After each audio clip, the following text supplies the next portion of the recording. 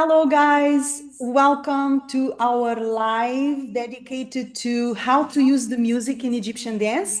I'm waiting for our beautiful collaborator, Mr. George Sawa. In a second, is going to join. Hello, yeah, Juju, ya Ustaz. We are live with our participants on YouTube. In this session, we are going to answer some of the questions that you have sent me via email in regards to the way dancers use the music in the field of Egyptian dance, what people usually call belly dance. So I'm going to welcome Mr. George. مرة تانية يعني we have done different things together. It's always a pleasure. We always have a lot of fun. It's pleasure and honor to have you at this live session. I am going to ask my guests to answer the questions. I may give you an opinion or two about some of the questions. And we are also going to invite you to join our upcoming live masterclass with Mr. George, where he's going to break down the classic of Kulthum, Laylat Hub, composed by Mohammed Abdul Wahab. But I'm going to tell you more about that in a second. First, we're going to launch the questions about how to use the music in the field of Egyptian dance. I am going to invite you to share questions that you may have in the live chat. Hi, Maria. I can see Maria is here with us. Welcome and feel comfortable sharing your questions in the live chat, Maria. Okay. So question number one, does Egyptian dance start with the music? If so, how and why? So I have to give you a little bit of context on this question. At the school, at Joana Saahirah's online dance school, and in all my work around the world in festivals, whenever I'm teaching, dancers always hear me telling them that Egyptian dance starts in the music. It doesn't start with movement. It starts with the way we listen, the way we feel, the way we understand, and the way we interpret the music. Although we're not trained to listen, we're trained to move. So I believe this question comes from that note that I always deliver students. I would like to know what you think about that, okay? Because they already know what I think about it. Does Egyptian dance start in the music? Of course. If so, how and why? Because you cannot dance when there is no music. You cannot dance to silence. So when the music starts, the dance starts. They start together. What about dancers who have difficulty following the music? What should they do? What happens then? They should work more on understanding the music. This is very important. The form. How? Listen, and then, you know what? Let me just show you here again.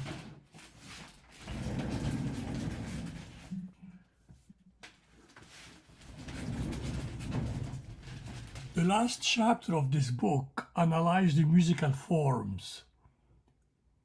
You understand the musical form, you dance better. And most of the dances that people dance to from the 60s and 70s, dance that were made popular by Sohair Zaki, dancing to Kulthum, are really multi-component dances that have many sections. And the section different maqam and the whole iqaa. Okay, don't worry about the maqam right now, but worry about the rhythm, the switch in rhythm.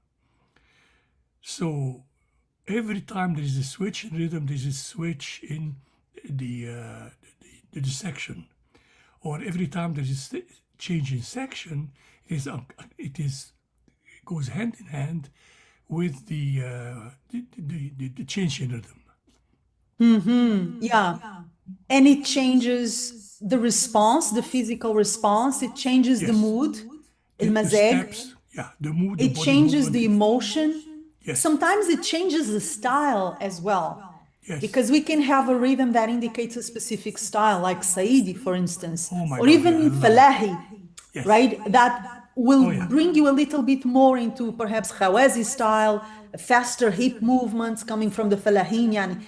Rhythms indicate also, may indicate a specific rhythm and for sure a shift of movement, mood, and emotion. I find that very often dancers struggle with identifying the shift of mood and emotion. Yeah. It's hard for most dancers, but once again, because they're not trained to feel, they're trained to learn movements and eventually even follow the movements of their teacher, Yeah. but they're not used to, they don't have the habit of responding emotionally to the music. That becomes a big problem, especially when they spend many years not doing it right. Yeah. And then eventually, sometimes I coach advanced dancers, even professionals, who don't know how to do the shifts, the emotional shifts proposed by either Mekamet or the rhythms. They don't know. Yeah. How do you want me to do this, Joanna? Yani ايه mood? Yani ايه احساس? What do you want me to do? Yeah. And that becomes a problem because they have automatized an emotionless way of dancing. There Yeah. is It's bad. no feeling, no No emotional soul. connection to the music. So suddenly someone asks you to do it and you feel lost because you don't even know how to do it anymore. So it's important that they start from the beginning, Yeah. Very true. right from beginners level, listen attentively, notice the shifts, even if you don't know the names of the rhythms. I think that sometimes people also get hooked on, oh, I need to know the names of every rhythm. Not necessarily, unless you're a teacher, then you should, but you need to feel there is a different rhythm, at Yeah. least. And Yeah, yeah, you if, know? if if you don't have a drum, you can do the rhythm with your hand. This is your doom, your tack, slidey, doom tack, doom doom tack, doom tack, doom doom. I got it started here. Irresistible, I خلاص. know it's so You beautiful. play, I dance. It is important not to get hooked on too much information also. I find that sometimes dancers are really hooked on what is the name of this mecan? What is the name of this rhythm? What is the name of this? What is the name of that?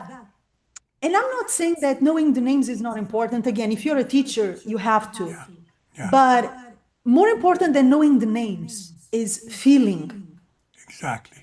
when there is a shift of melodic mode or a shift of rhythm. Yani feeling that something changed.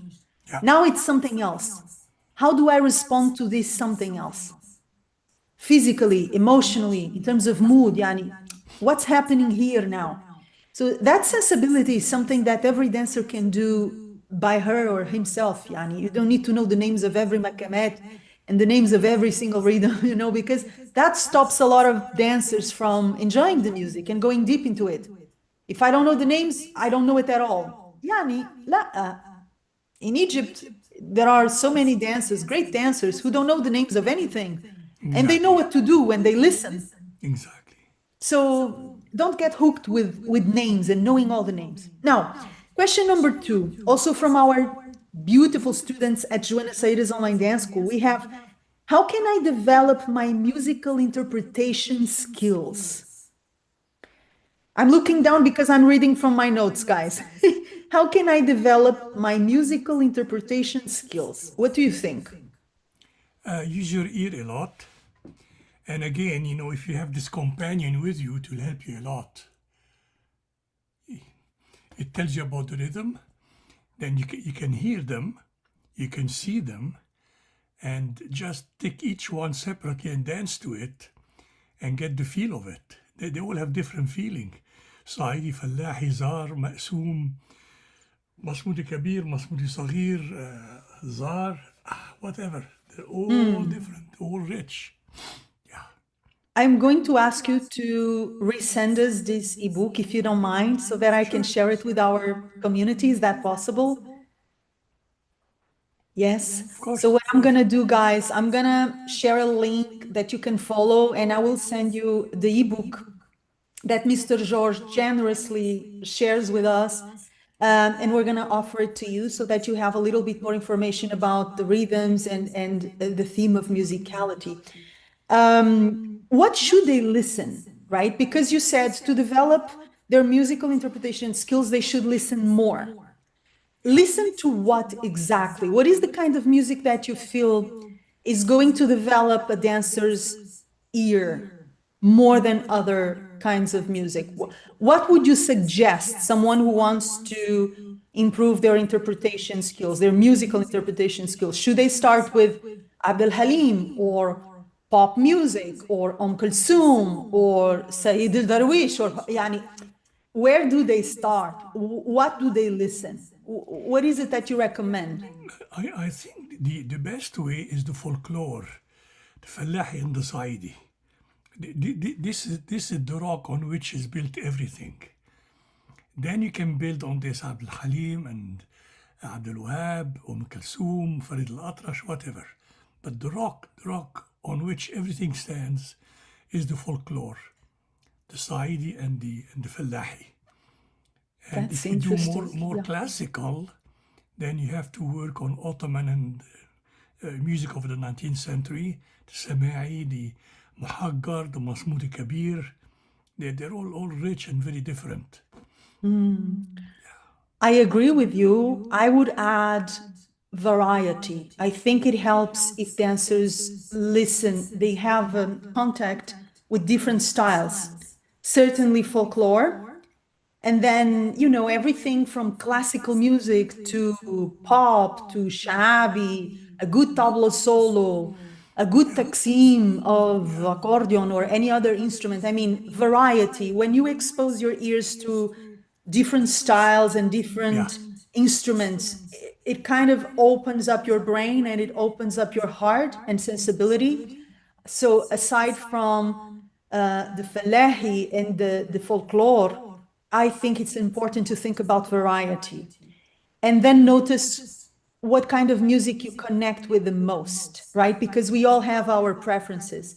Some dancers only do tabla solos, for instance. I find that incredible, not in a good way. I think I would die if I only did tabla solos. I would die of Oh, yeah, boredom. I know. Yeah, I would die of boredom. If all I did was a tabla solo, I would be dead by now. You would find me dead. Okay? We don't want you to die. No, Don't you die, we don't. love you. You don't. So don't force me to do only tabla solos. Good for No, you. I believe variety, right? But if you ask me, I have a hot spot for Beladi. Oh, beautiful. Always had. Always had. So it's also important to notice what is it that you as a dancer connect with the most? What are the musical styles that you find yourself in? Right? And really explore and go deeper on them, but keeping your ears and your heart and your mind open to different styles. That's certainly important. Maria is asking if you can play a few tunes from each instrument and their names used for Egyptian dance. Okay, Maria, I don't think that Mr. George is prepared to several musical instruments today, but he will certainly play for us at least the kanun in our session dedicated to Laylat Hob, the one that I mentioned and the one I'm going to mention again. That's a part of our course, How to Choreograph and Improvise in Egyptian Dance. So we will be working on Laylat Hob. And Mr. George is offering a bonus live class to the students. And he's going to break down Laylat Hob and he's going to play the kanun for sure.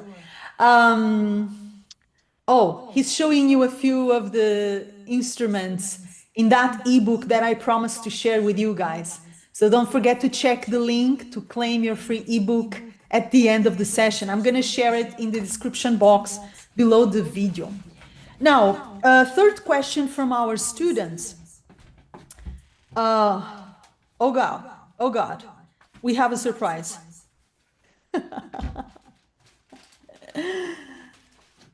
What are you showing us? Ida, I'm El here. Gamal da. I'm coming back. Just to let you know that if you want everything, there is a new Spanish edition of my book by Majid of Mexico, and you get not only the book in Spanish, but you get all the tracks with it.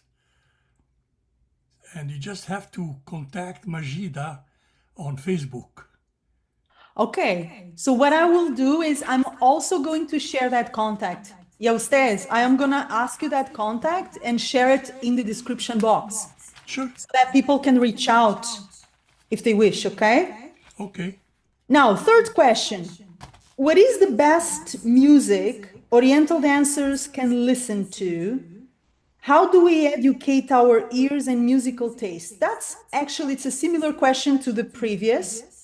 I do believe that Kulthum is a huge school. It's a university, Oh, yeah. even when you're not ready for it. And I'm going to explain what I mean by not being ready for it. And I'm going to speak from my own experience. I spent a few years not understanding Kulthum and not really liking it. And I remember that when I moved to Cairo to start working, I knew I had to dance Kulthum. I'm signing my first dance contract in Cairo.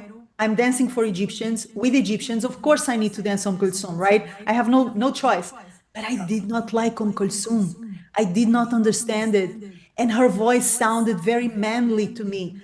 I never said it out loud because I knew people would kill me. But I thought, what do they see in Kulthum? يعني ايه الحكاية? I don't understand. What is this about Kulthum? Because I was not ready. It took me years of work in Cairo, way years into work in Cairo, that to really realize, understand what is the value, the complexity, and the beauty of music in Kulthum's repertoire. So I want dancers to know that if you feel it's a little bit too complex or out of your reach or you don't connect with it, don't quit Kulthum. It's a great tool. Yani, listen to it. Try to dance to it, even if you don't succeed. Yani, even if you feel, oh, this is terrible. I don't, yani, I'm not honoring the music. I cannot use, it's too complicated. Try. Getting involved with the music of Kulthum is university.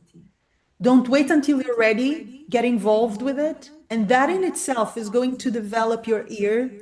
It's going to develop your sensibility for Arabic music, Egyptian Well, I music say with specifically. Kulthum, start with the introduction where she does not sing, it's just the instrumental. That it is itself a great art.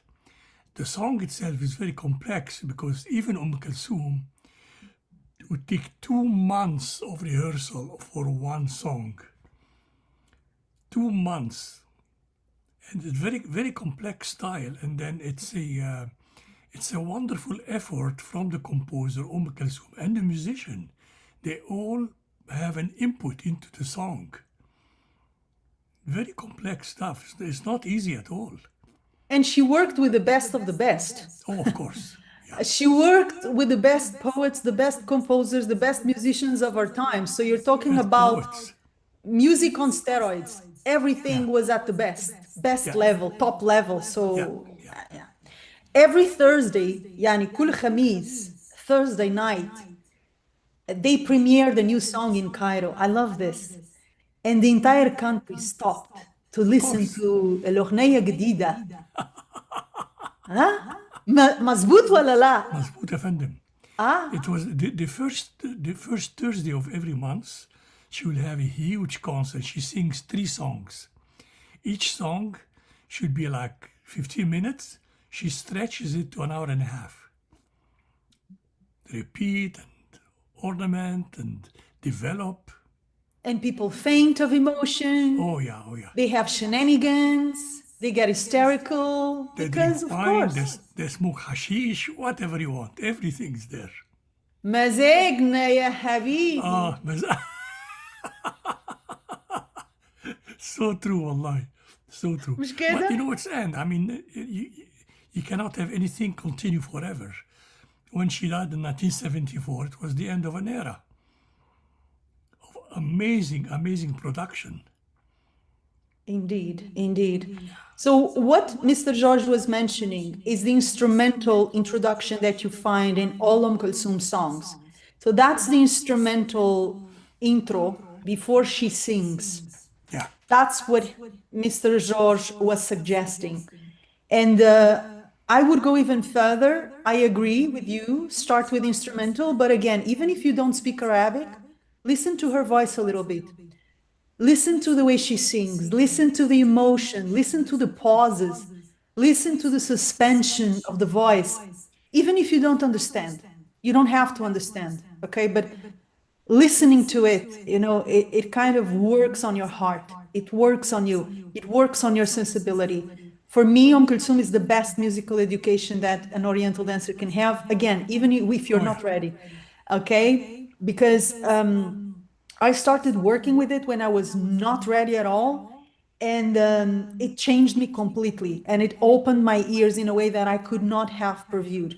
So, my suggestion to dancers, if you want to educate your ears and if you want to improve your musical taste and musical interpretation, is go for the best. And then listen a little bit of everything else, of course. I'm not, yani, I don't have prejudices against even, modern shabby music. A lot of dancers say, no, no, no, no, no, I'm not going to do that. Why not? Music is It's meant to be nice, nice. enjoyed. Yeah. But you have to know the difference between a masterpiece and something that is just fun. And both have a time and place. Also, don't forget that Nawa Fuad, Tahir Karaoke, Sami Gamal did not dance to Kulthum. It's a different style.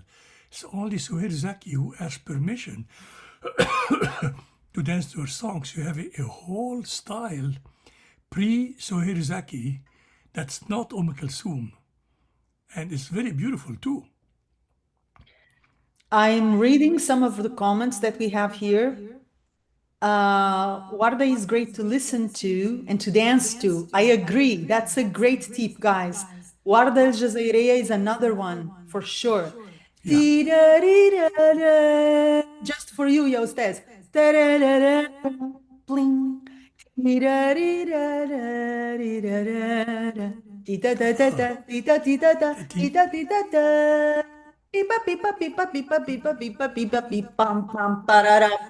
Warda, Taban, Beautiful, beautiful. beautiful.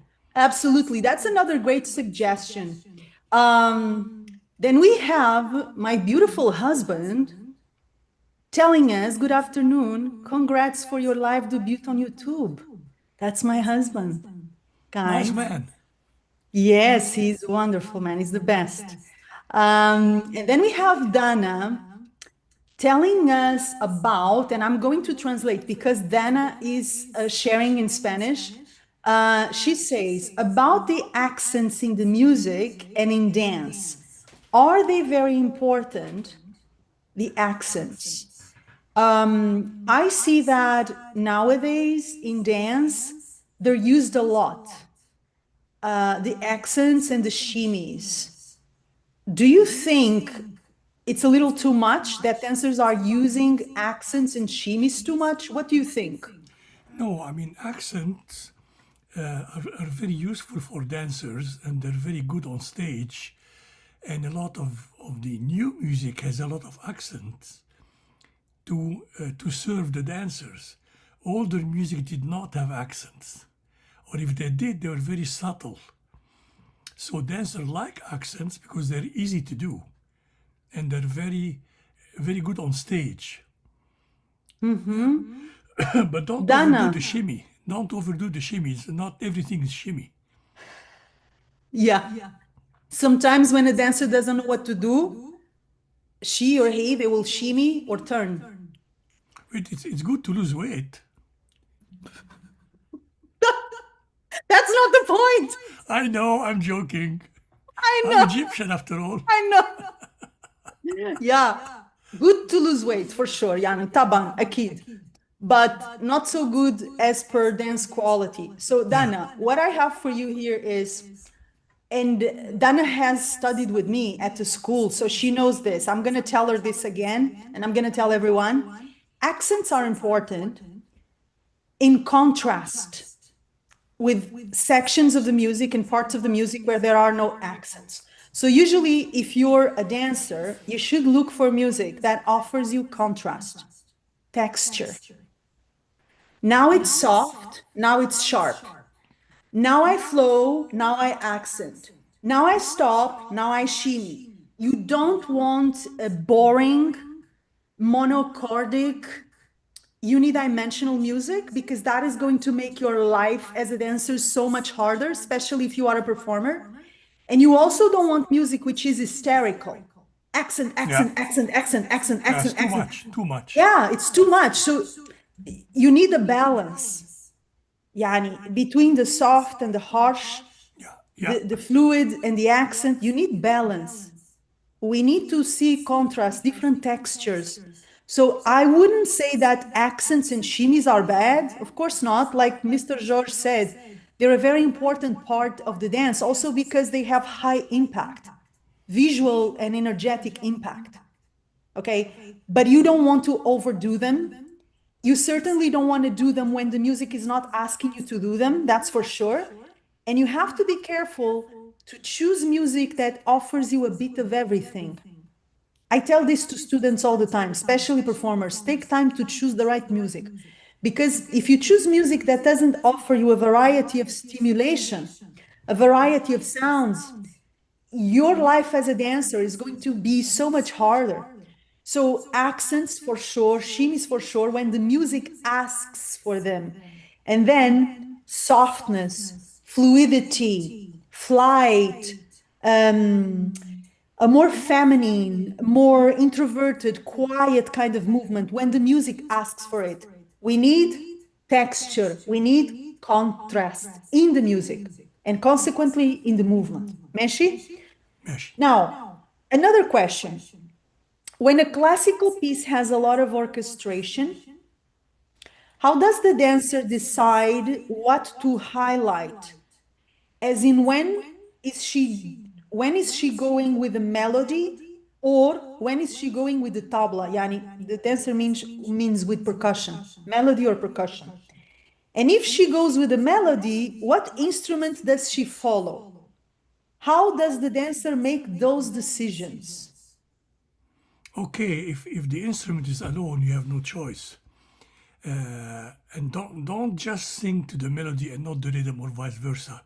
It's a complex, they're compounded. You have to your body has to do both. So it's really tough on the dancer. The musician plays his part and the dancer has to do all the parts. That's very important to keep Absolutely. in mind. Yeah. And I don't think there is a formula for everyone and for every time, right? So sometimes I listen to a piece of music and a specific rhythm calls my attention. And another time I'm dancing to the same piece of music and something else calls my attention. I don't use the same things all the time. Good, good, good. That Sometimes I'm more awakened to the kanun if the kanun is there, and I'm gonna point it out in my movement. Other times the kanun doesn't trigger me. It's not important at that moment, and I'm gonna focus on another instrument. Or sometimes I go more into the melody, and other times I go more into the rhythm, depends on my mood.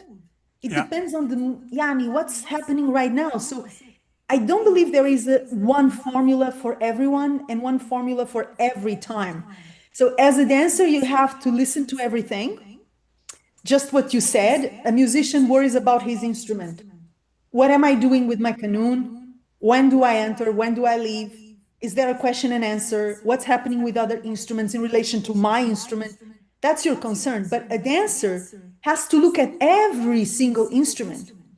And every single time, she or he have to make the decision what matters now, right? And that's an instinctive decision, by the way. It's not an intellectual decision. It's not like I'm going to think today I am going to use more rhythm or I'm going to use more melody. Today I am going to change it. No, it's instinctive, it's intuitive, right? So the best way to answer this question, I think this was from Elena, if I'm not mistaken, from Spain. The best way to deal with it is really to get familiar with the music. See what's there, what instruments are playing, what's happening rhythmically, what's happening in terms of melody. And every time you dance to that piece of music, allow yourself to feel it. And the body knows what to do. I think that dancers don't trust their bodies enough, so they overthink, they analyze too much. If you are familiar with the music, the body will know what it needs in that moment, that day. Exactly, exactly. Okay, don't So overthink. true.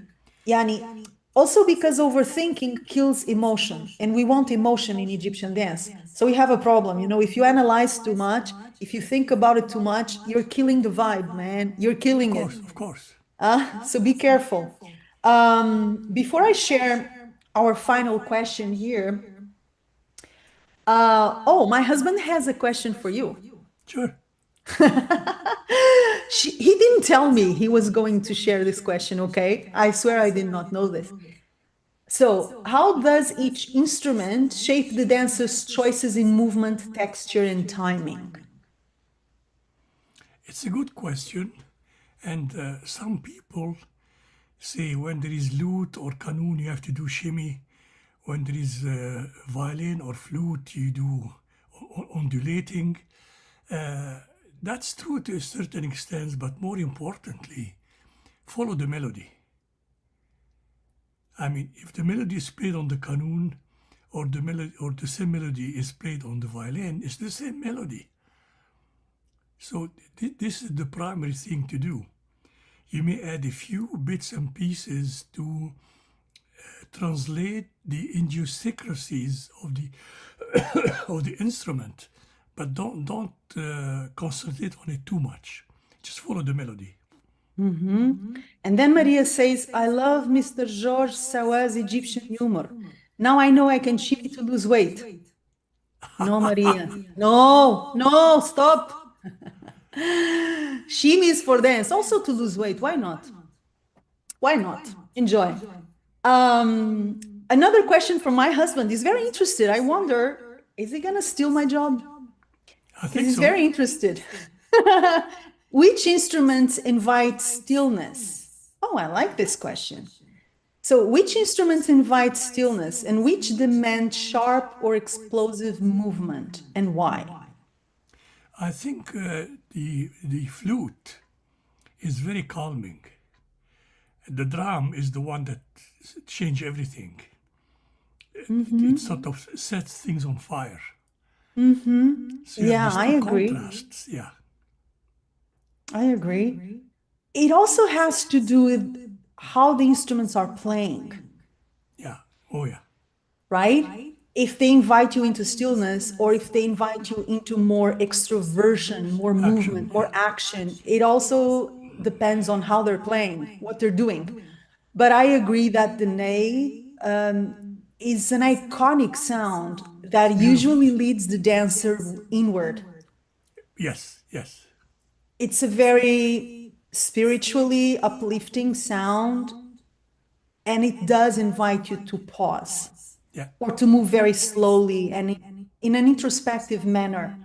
It doesn't mean that's a formula and a rule that you cannot break, but in principle, that's what it does. yeah, Okay, so it's also important to remember that these are not unbreakable rules. And yeah.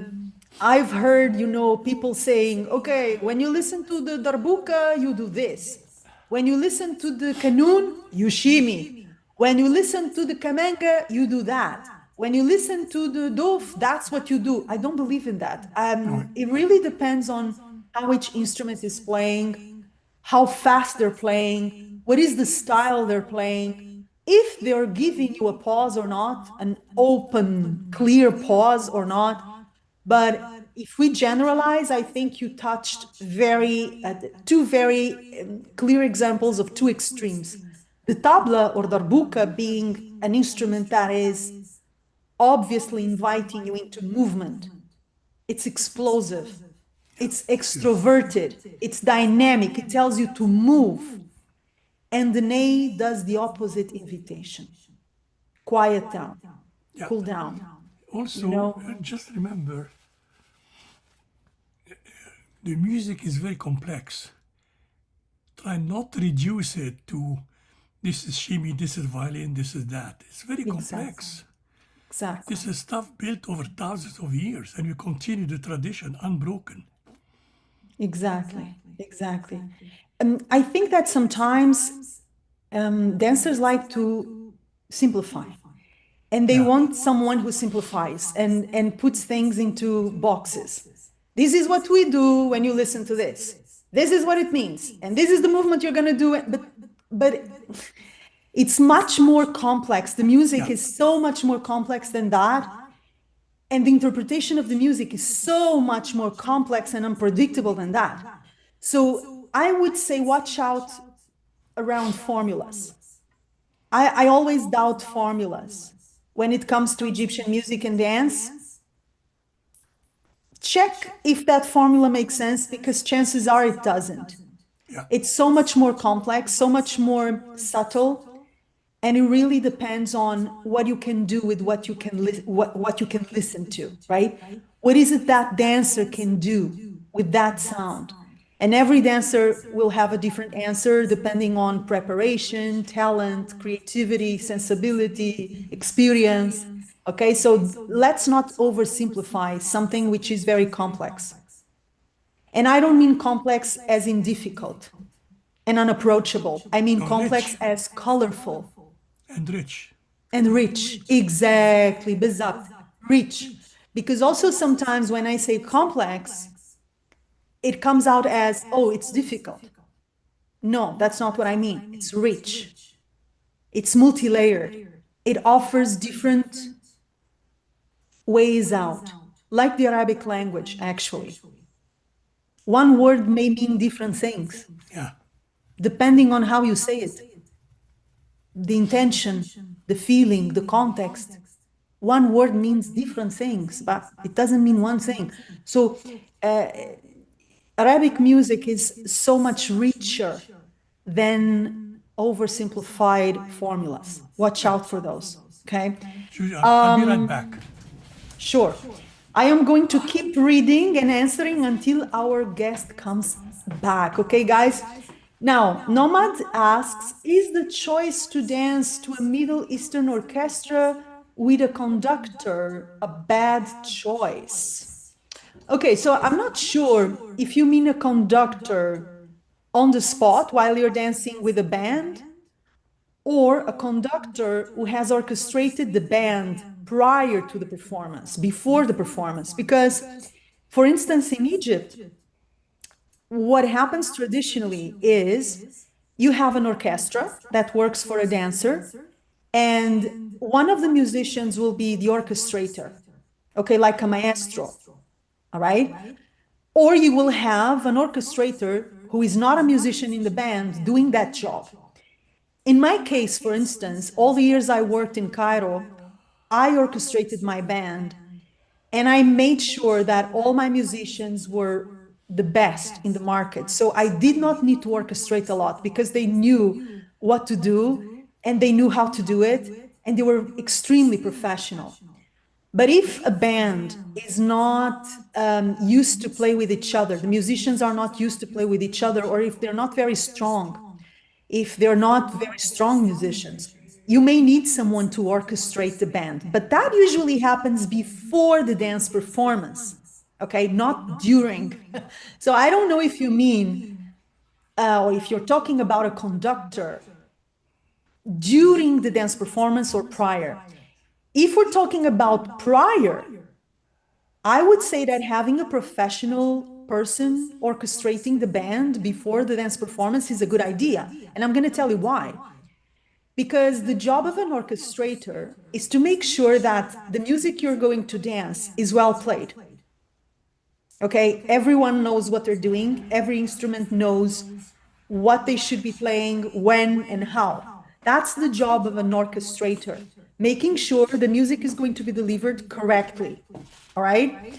And if you don't have that, you may have the risk of going on stage with a live band that messes the music up, and they're gonna mess your performance up as a consequence. So having an orchestrator prepare the music,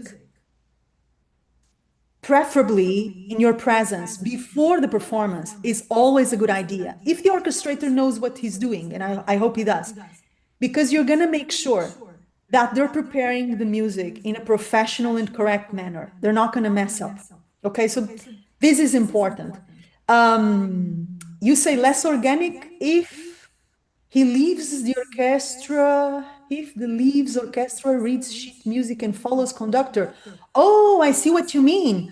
Okay, that's really not the way Egyptian musicians work. I never saw Egyptian musicians playing for a dancer with with someone, a conductor with them and reading music. It's Actually, silly. most Egyptian musicians in Cairo, for instance, they don't read music. They play by memory. They memorize. My musicians, just one or two that I remember, could read music. They did not read from a music sheet. They knew it, they knew the music by memory. So I find that very weird. Also, because if they're looking at the music sheets, they're not looking at you, the dancer, and that's a problem. Exactly. That's the worst. Yeah. Yeah, that's very weird. I don't know, but that's certainly not the way Egyptian musicians work. At least not the ones I worked with. I don't know. So I wouldn't advise. When you're dancing with musicians on stage, they should look at you. There should be a connection between you and them. They should Yep. know what you're doing and you should know what they're doing. It's a dialogue. If that connection is not there, I'm not sure it's going to work. And it's certainly not organic. Okay, I hope I have answered your question. Also, the notation has limits. The music sometimes is too complex to notate, especially taqsims. Does not work. And if you're too much looking at the score, you should be looking at your instrument and the dancer and the audience. And the stupid sheet of music prevents you from doing this. Learn it by heart. Fly and flow the music. Kulthum never allowed notation. Never. Learn everything by heart. Of So you, course. you can let your wings fly. Fly, fly with the music. Also, because if a musician still needs to look at the music sheet to know the music, he's not ready. Exactly, exactly. You're not ready to be on stage. You're doing your homework on stage. So Bad. go back home and do your homework. Yeah, Okay? true. Yeah, because they need to be free. They need to be free. They need to know the music so well that, as you said, they can fly. They can improvise a little bit. They can breathe with the music. They can organically experience the music. And as you said, and very well, they have to connect with the dancer for sure and with the audience. I love that you mentioned that. The Also, musicians if also have to pay attention to the audience. That's true. also if you look at my 3 videos that I did with my son, there is no music. I'm just fly with the music. I want you to look at them and see how I play. So, Nomad, I would suggest that if you dance with a band, rehearse with them prior to the performance, Oh yeah. orchestrate them, or have someone professional orchestrating them. But when you're dancing with them on stage, please, no music sheets and no conductor there. There is no sense in that, okay? They need to be connected with the dancer. You need to be connected with them, and you both need to be connected to the audience as well, okay? And be present, not to a music sheet or to a conductor, but to the experience itself. Very Now, important, okay? Otherwise, your performance is going to suffer. I have 2 things to say about the conductor. In Arabic culture, it's very rude to give your back to the audience.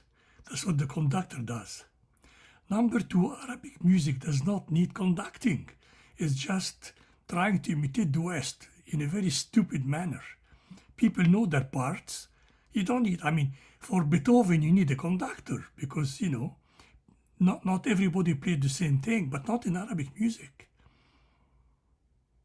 Okay, Yeah. I agreed. I You agree. don't I need a agree. stupid conductor. It's idiotic. Yeah, I never saw that actually. I am very surprised to read this. I never saw such a thing. A conductor in an Arabic orchestra Or, or, performing or, with a or dancer. when you go to the in November, there is a big Arabic music conference. They're all kind of orchestra, and all have a conductor who's conducting nothing. Occasionally saying to the qanun, here is your solo. Here's your solo. They all play together. You don't need a conductor for this. It's like conducting traffic in a desert. There are no lanes. I love that. Yeah, there Conducting are no traffic in lanes. the desert. No, Mazboot, stupid. mazboot. Yeah, I love that image. Correct. Yeah. Now for Joana. How do individual instruments, especially percussion versus melodic instruments, change the emotional and physical language of the dance? Okay, so when I teach dancers about musicality, I always divide the music in percussion, melody, and lyrics. These are three main areas of the body of the music, right? The melodic instruments, the percussive instruments, and eventually lyrics, the human voice if someone is singing. How the percussive instruments versus the melodic instruments change the emotional and physical language of the dance pretty much depends on the dancer herself. We have already mentioned that instruments like the tabla, for instance, usually, yani, by default, they will invite you into a more sharp, extroverted, assertive movement.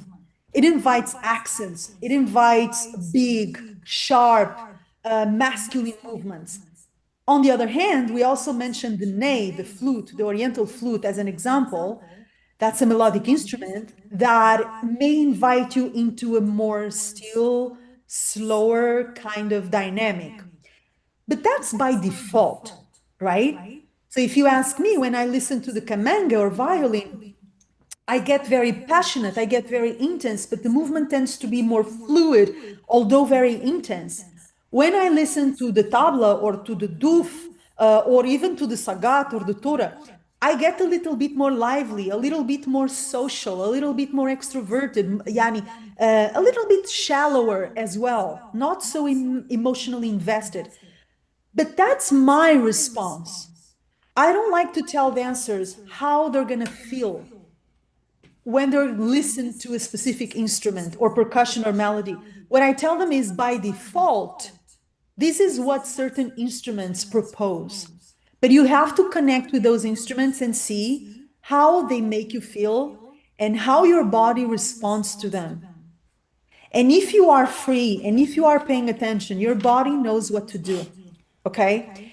Even if you are a total beginner, if you show someone a tabla solo, for instance, which is only percussion, there is no melody there, chances are that person may not know what to do technically, but they're gonna move in a very active, dynamic, extroverted manner because they have sensibility, they have ears, they feel that kind of sound, even if they don't understand it. They feel it's asking them to be more active physically and energetically. You don't need to tell them that. They can feel it. Okay. And what I usually tell dancers is trust your instinct a little bit more. You know, people don't trust their instinct. They're always waiting for someone to tell them this is what you should do and this is how you should feel. You don't need that all the time. As a teacher, I can teach you a lot. I can teach you the vocabulary, I can teach you the posture, the style, the context, the culture, the meaning, but I cannot tell you how to feel. I cannot invade what is very personal and what is very of your heart. Okay. So, although there are some default answers to percussion and melody, what I really like you to think about is in terms of how does my instinct ask me to react when I listen to melody or when I listen to percussion, and go with that alongside a good teacher. That's the ideal way of going about it, okay? Because again, there are no universal formulas. I will never tell you when you listen to melody, this is how you react. Or when you listen to percussion, this is what you do. I find that ridiculous. It makes no sense to me, okay? So work with a good teacher and at the same time, use your instinct and what your instinct is telling you to do. Okay? Even if you don't have a lot of experience with the music and with the dance yet. All right, Meshi? One last question, and then I'm going to read the remaining questions we have in the live chat. So I think this is also from Elena, from Spain, from Madrid. And she says, if the piece is fully instrumental, no lyrics, how can we know which emotion? And then she says, mazeg. Elena, mazeg is mood. It's not really emotion, it's mood. How can we know which emotion it's in that instrumental piece? I do not mean most known emotions like happy, sad, or surprise. How do we know if something is hopeful or anticipation or unrest, suffering from an absence? Does it have to do with the mekamet? So she's basically asking if a musical piece is fully instrumental, no lyrics, how do we identify the different moods and emotions? Just use your heart and ear. Don't think about it too much. You use your instinct. But you know, now there is this conversation of you have to know all the makamat and you have to know each makamat will make you feel something and will, This is absolute nonsense, and it goes back to ancient Greece and continue by Al-Kindi, and I'm just translating four of his treatises and giving him hell for his stupidity. Period. it really makes no And sense. this Yeah. this this shit, use my language, has continued for 1200 years, and people still believe it. It's stupid. Yeah. Um, Elena, I really don't think it has to do with the makamat either. The makamat may be there and they will affect you in very subtle, instinctive way.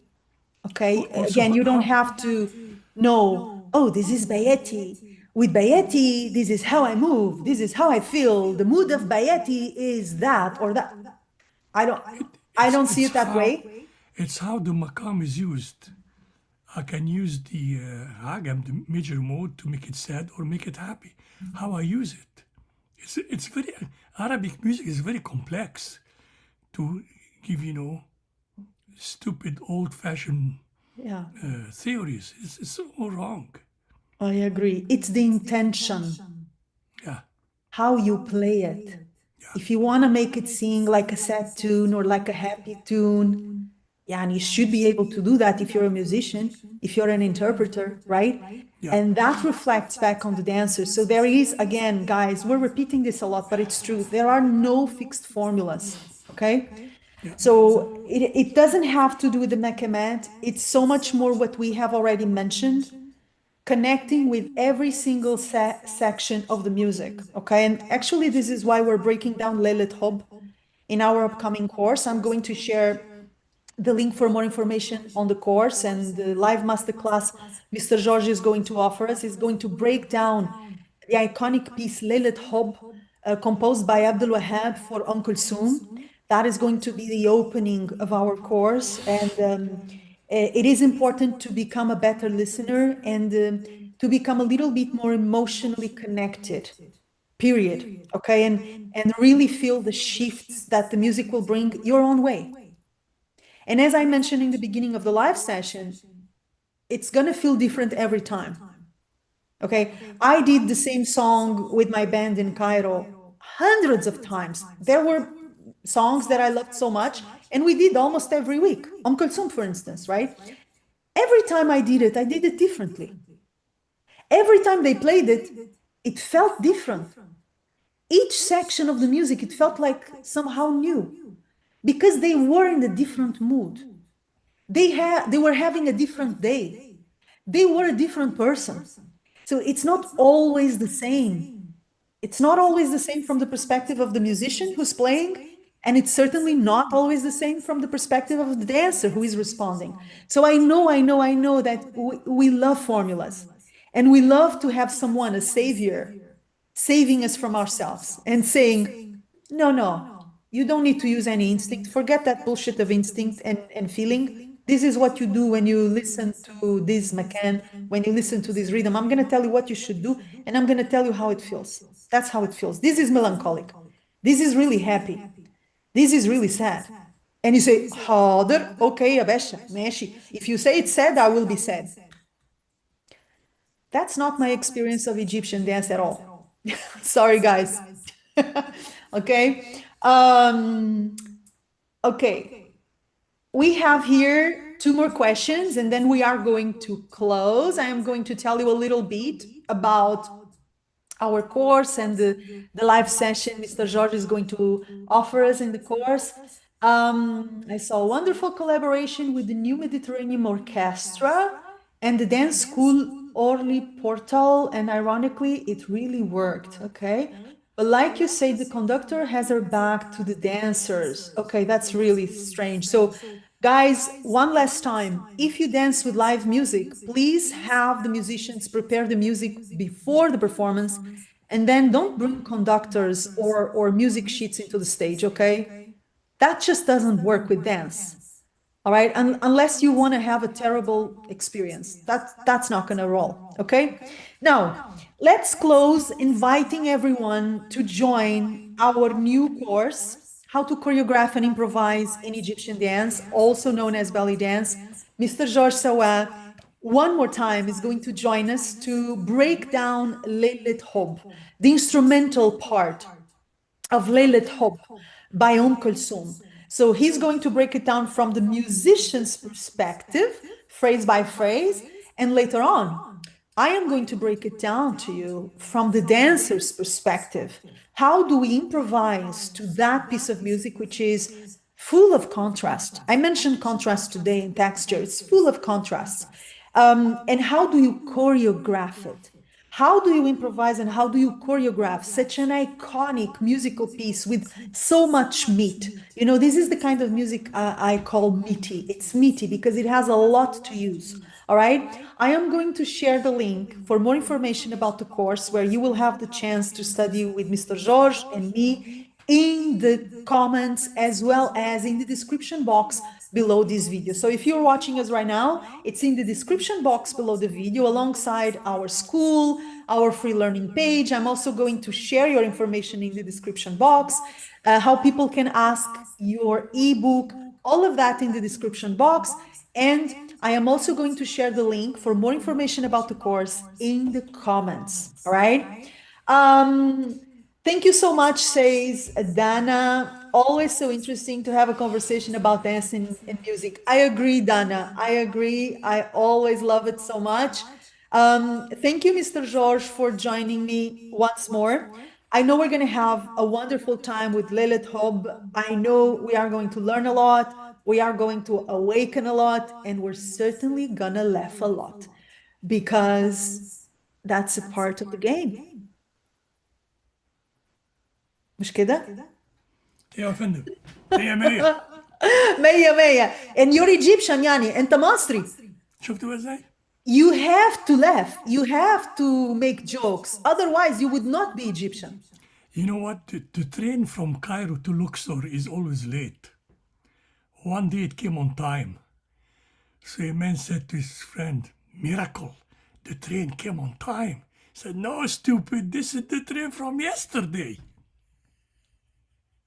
Da, da, da, da, da, da, da. Oh, it's impossible not to love you, Yostes. Thank you so much. As usual, you are a pleasure to collaborate with. You're so generous, so kind. I always get inspired. I always learn from you. Thank you. Thank you. Anytime. Now, Joanna, can we, when this is over, can you test the sound so that next week we won't have a bad surprise? So absolutely, we will. Okay. So we will, don't worry. Yeah, I'll spend a minute now. Let me just finish the session with everyone and we will test together, okay? Right. Guys, I love you so much. Feel welcome to share questions even if you are watching the replay, okay?